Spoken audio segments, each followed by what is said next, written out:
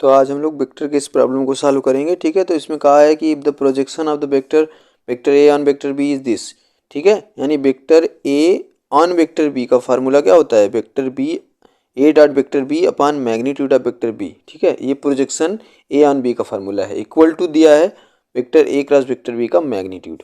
और एक बात बता दिया है कि 3 वेक्टर बी इक्वल टू है आपका आई प्लस जे प्लस के।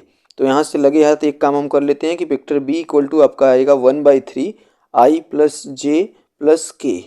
कहने का मतलब अगर वेक्टर बी का मैग्नीट्यूड आप यहाँ से निकालेंगे तो आपका 1/9 plus 1/9 plus 1/9 it means 3/9 it means 1/√3 यहाँ से आ जाएगा। ठीक है, तो वेक्टर बी इक्वल टू 1/√3। अब देखिए ध्यान से, इसको हम ओपन करेंगे। अब हमसे पूछा है between A and B, the angle between A and B. ठीक है, तो vector A dot vector B theta मान लेते हैं। तो vector A dot vector B को खोलेंगे तो vector A dot vector B cos theta upon magnitude of vector B है।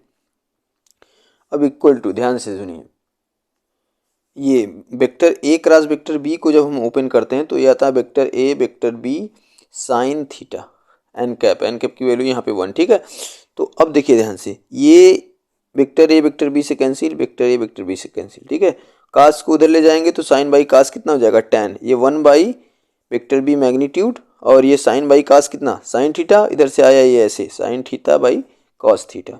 ठीक है, तो देखिए ये tan थीटा इक्वल टू हो गया आपका 1 मैग्नीट्यूड ऑफ बी। अब मैग्नीट्यूड ऑफ बी कितना है, 1/√3।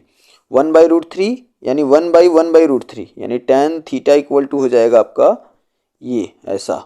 ठीक है, तो ये √3 ऊपर जाएगा यानी कि यहाँ से थीटा की वैल्यू कितनी आएगी, 60 डिग्री, जिसको हम लोग क्या बोलते हैं, पाई/3।